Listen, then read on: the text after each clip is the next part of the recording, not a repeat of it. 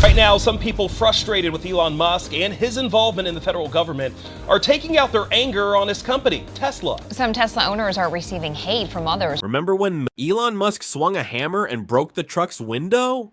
Yeah, but that wasn't the real issue. The real failure came later when Tesla tried to build a stainless steel exoskeleton that no machine could shape. They thought they were building the future. Instead, they trapped themselves in it. Production collapsed. Panels wouldn't align. A single stuck pedal forced a total recall. What was supposed to be a war machine became a corporate wound, bleeding money, time, and trust. Now, how did one design decision paralyze an entire company? What broke behind the scenes that Tesla still won't admit? And why are longtime supporters starting to turn against their own brand? We'll break down the mistakes that triggered lawsuits, shut down production, and shook investor confidence. By the end, you'll understand why even Tesla fans are now asking, did Elon Musk just go too far? Built to break. This wasn't just about cars anymore. It was about survival. Inside Tesla's Geiga, Texas plant, workers trained to assemble the Cybertruck quickly realized they weren't just building a new model, they were wrestling with an entirely different species of vehicle. Employees spoke of tools breaking mid-assembly, components that wouldn't fit unless forced. Precision was mandatory, but impossible under rushed conditions. The weight of the materials strained robots built for lighter aluminum or composite panels. It was like trying to run a ballet recital on a construction site. And then came the public. Backlash. Early buyers began sharing photos of panel gaps wide enough to slide fingers through. One truck had visible holes between the front doors and the A-pillar. Others had misaligned trims, warped seals, and compromised weather insulation. Tesla owners who had championed the brand as the pinnacle of forward-thinking design were now posting side-by-side comparisons with 20-year-old pickups. And the old trucks looked better built. Data started emerging. Reports showed that a shocking percentage of early Cybertrucks required repairs before delivery. Some were returned within days. Forums exploded with frustrated owners describing water leaks, uneven paintless panels, and mysterious dashboard. Vibrations. Underneath all of this was the one truth Tesla couldn't software update away. You can't code your way out of bad engineering. Meanwhile, on the factory floor, the real problems were just beginning. When innovation ignores reality, and does innovation become destruction?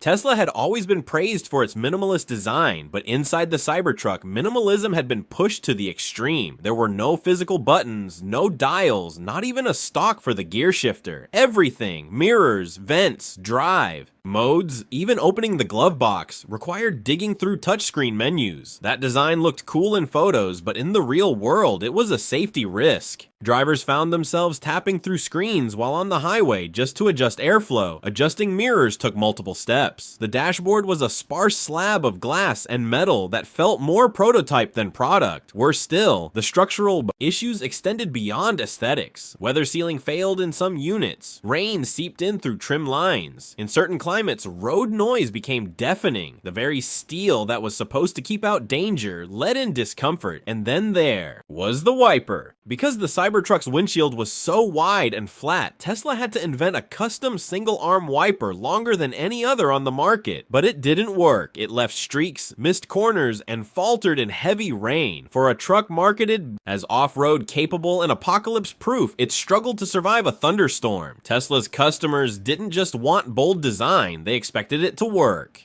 And when the boldness turned into burdens, faith began to crack. Now, the entire industry hung in the balance because Tesla wasn't just building a truck, it was redefining safety. The dream that outsmarted itself Elon Musk promised the Cybertruck would start at just under $40,000. That was back when dreams were free and stainless steel was still theoretical. Fast forward to 2024, and most deliveries exceeded $100,000 after taxes and add-ons. Consumers who pre-ordered in good faith felt deceived. Many had defended Tesla during delays, price changes, and missed milestones, but now they were being asked to pay luxury prices for what felt like an unfinished experiment. Some paid the price. Others pulled out. Then came another twist. Tesla started pushing back estimated delivery dates, citing quality assurance updates. Meanwhile, inside the factory, units were piling up. Hundreds of trucks, partially assembled or awaiting trim. Fixes sat idle. Production bottlenecks turned into full-blown stoppages. The dream was no longer delayed, it was on life support. And yet, even in the face of all this, Tesla tried to maintain its image. Sleek press photos, carefully staged event coverage. Yet behind the curtain, workers were being reassigned, engineers, were working double shifts trying to fix fundamental flaws, and service centers scrambled to stock parts for a vehicle no one had experience repairing. We went through hundreds of owner complaints, recall filings, and tear down photos so you didn't have to. Now you know exactly why the Cybertruck isn't living up to the hype. If that saved you hours of digging, tap subscribe. It's how you can fuel more content like this. Consumers were left in limbo. Some received broken trucks, others received nothing at all. The futuristic promise had become a punchline. Behind closed doors, everything was different. Engineers knew the deadlines were impossible, and then it happened. A single design flaw pushed everything over the edge. The factory that fell silent. How does a production empire fall? One faulty pedal at a time. Tesla's Gigafactory in Texas had only recently hit stride when the news broke. Employees who were scaling up for 24-hour cycles suddenly found themselves reassigned or sent home. Pallets of accelerator components were pulled from the line. Hundreds of finished trucks were moved to holding areas, where they sat under sun and rain, collecting dust and doubt. They had promised 5,000 Cybertrucks a week by year's end. That goal was now fantasy. To restart the line, Tesla needed more than a new part. They needed to redesign, retool, retest, and regain regulatory clearance. That meant weeks, maybe months of downtime. Every minute became a gift to competitors. The numbers were brutal. With each truck valued at over $80,000 and more than 2,000 unsellable units parked and waiting, the inventory cost ballooned into the hundreds of millions. Investors began to panic. Wall Street downgraded Tesla's outlook. Analysts labeled the Cybertruck a liability. And in the middle of this corporate implosion, the workers were left in limbo. Internal footage leaked of half-built trucks lined up like tombstones. The silence inside the plant was deafening. What had once been a marvel of speed and innovation was now a monument to overreach. The numbers were worse than expected. Over 200 million in unsellable inventory.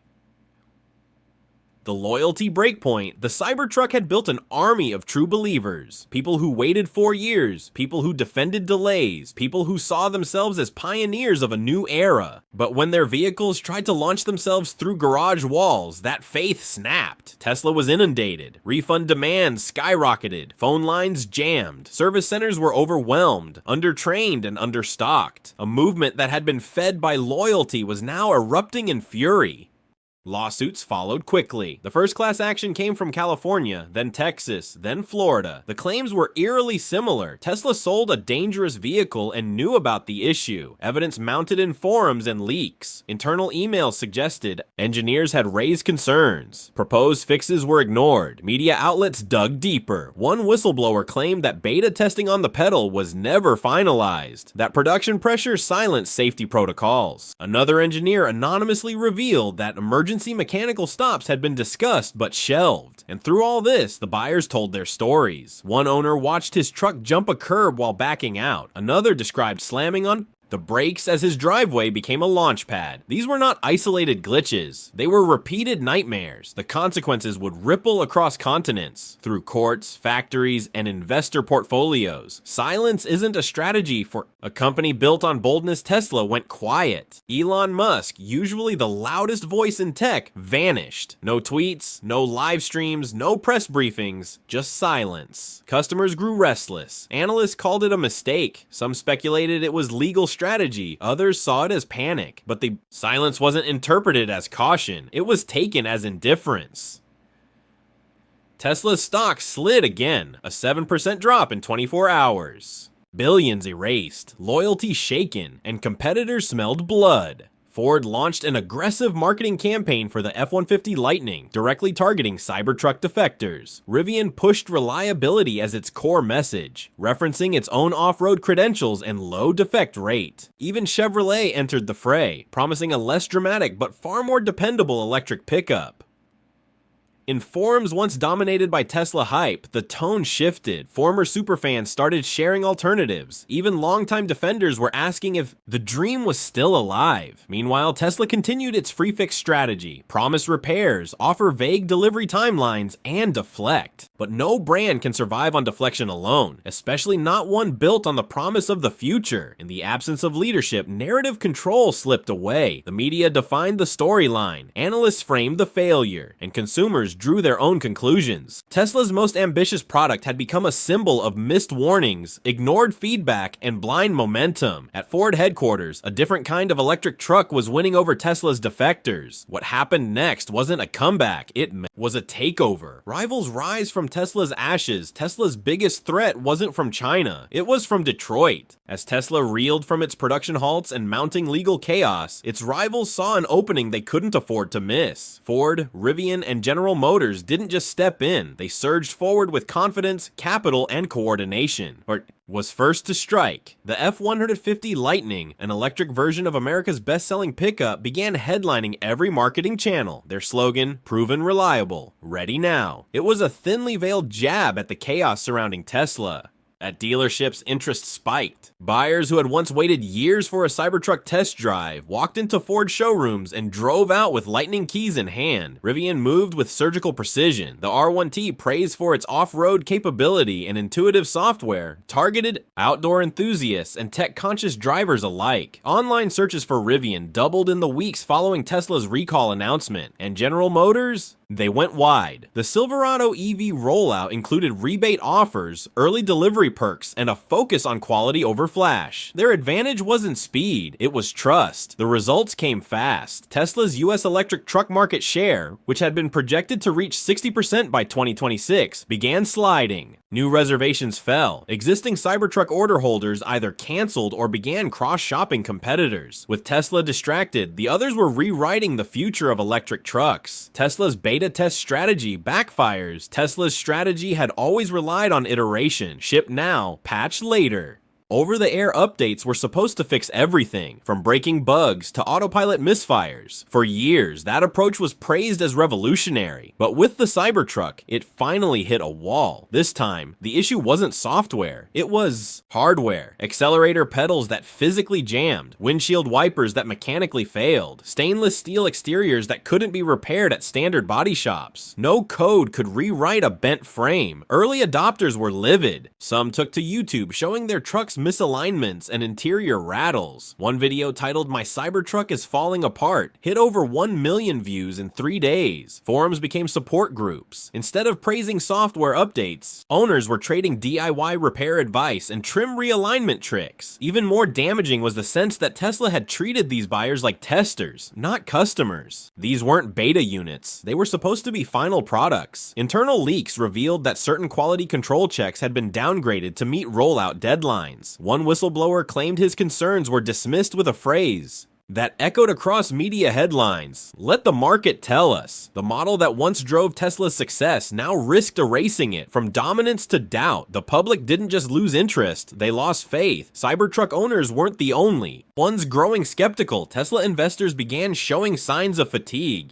The once untouchable brand was now linked to photos of flying roof trim and viral complaints about touchscreen-based mirror adjustments. Elon Musk's absence from the conversation didn't help. While customers asked questions, he remained focused on ventures far removed from Tesla's crumbling truck program, X, Neuralink, SpaceX, anywhere but Texas. Media sentiment shifted. Outlets that once celebrated Tesla's disruption began publishing exposés. Headlines like "Tesla lost its grip on the road" and "The dream truck that couldn't drive straight" painted a damning picture. Reservation cancellations accelerated. Buyers were willing to wait months for a Lightning or a Silverado EV rather than gamble on a glitch-prone Cybertruck.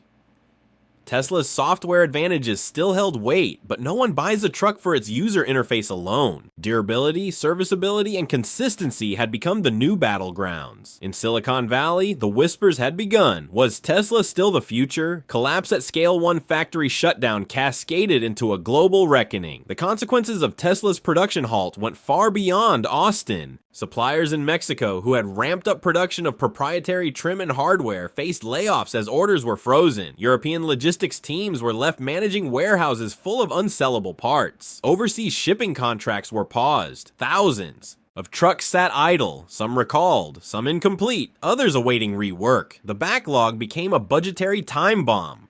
Tesla, known for its lean operations, was now hemorrhaging from every stage of the pipeline.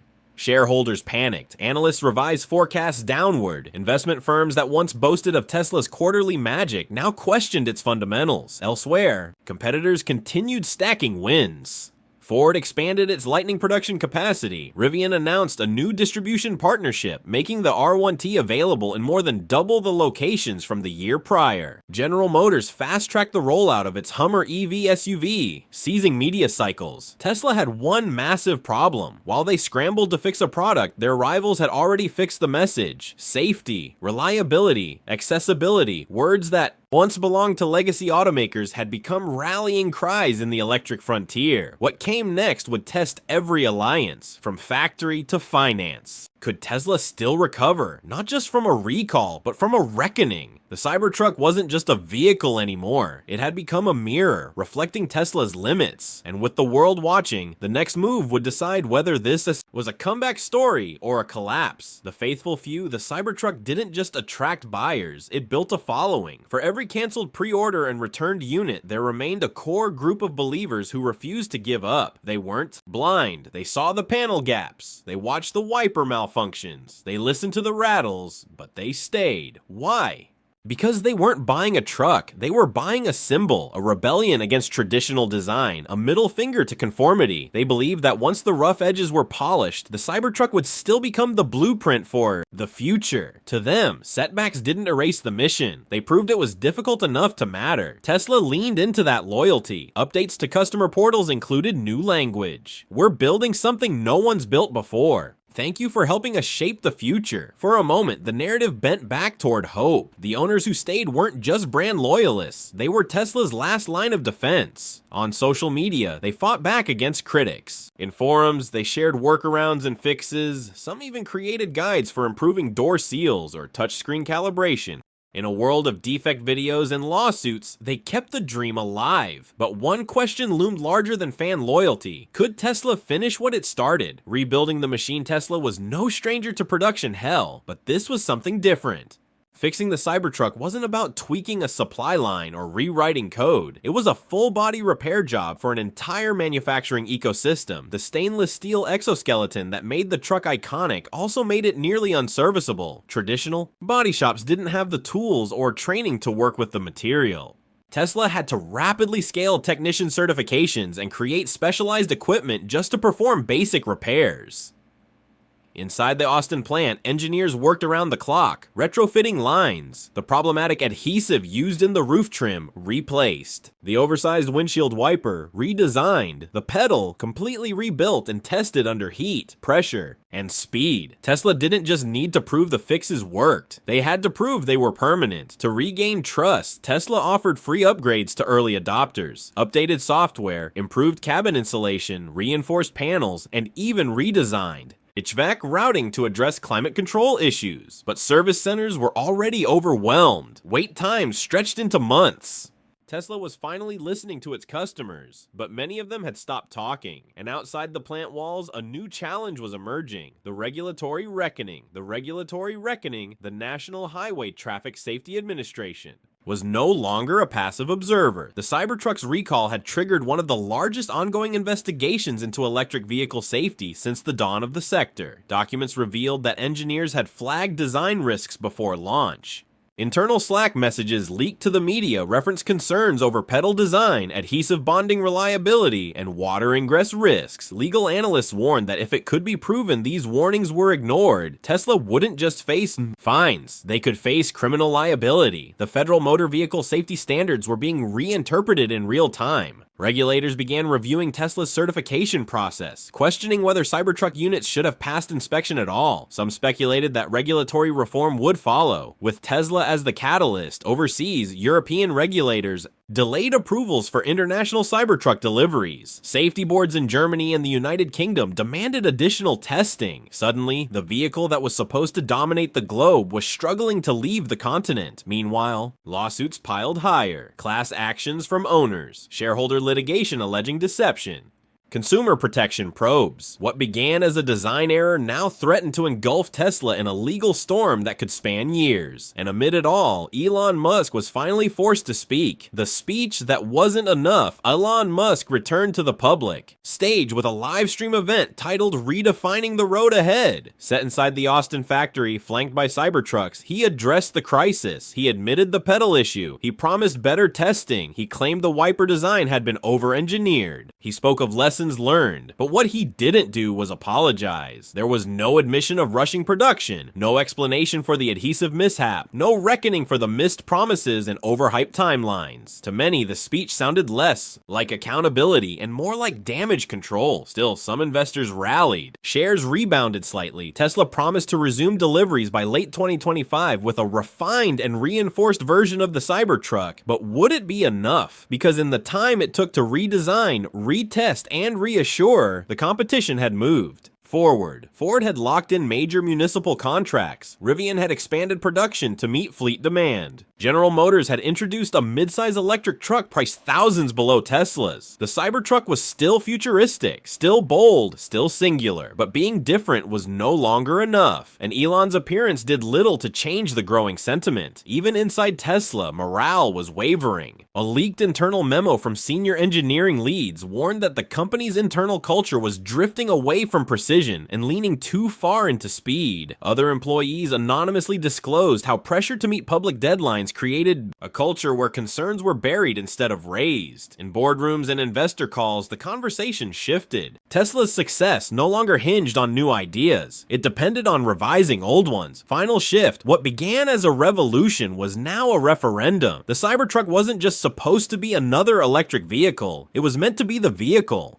The one that redefined design, re-engineered materials, and rewrote everything the auto industry thought it knew about what a truck could be. Instead, it exposed the limits of vision untempered by discipline. Tesla promised the future, but the Cybertruck's collapse revealed something deeper. Something cultural. This wasn't just a mechanical failure, it was a philosophical one. A product born from rebellion and boldness, executed with haste and hubris, admired from afar, but broken under scrutiny. Tesla has always thrived by breaking rules. This time, those rules didn't just resist, they broke back. Yet even now, there's potential buried in the wreckage. Production is slowly restarting. Hardware is being redesigned, software refined. If Tesla can prove it has learned, not just how to build, but how to build sustainably, redemption may still be possible because the Cybertruck isn't just a vehicle. It's a symbol, a gamble that the radical could go mainstream, and now its survival doesn't hinge on Elon Musk or fan loyalty or even the raw design. It depends on whether Tesla can stop promising the impossible and start delivering the achievable. The opportunity is still alive, but the second chance? It's disappearing fast. So let's hear from you. Was the Cybertruck a bold step too early or a necessary stumble in the march of innovation? Could any company recover from a failure this massive? Drop your thoughts in the comments. Hit that subscribe button if you want more deep dive breakdowns. And as always, thank you for watching.